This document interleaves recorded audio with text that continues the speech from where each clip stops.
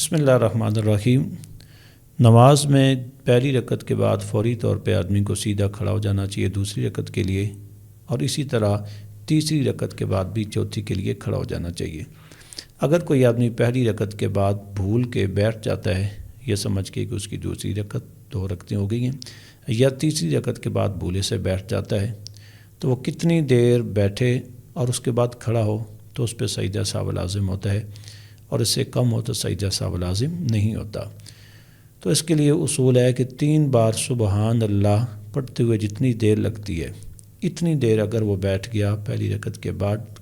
کھڑے ہونے کی بجائے یا تیسری رکعت کے بعد،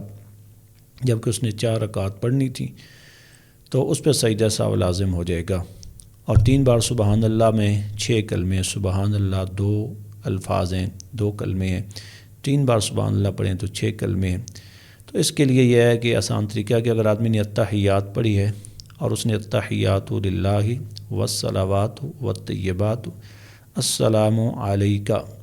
السلام علیکہ میں کا تک پڑھ لیا ہے اور اسے یاد آیا اب وہ اٹھا تو اس پہ سجدہ سہو لازم ہو گیا۔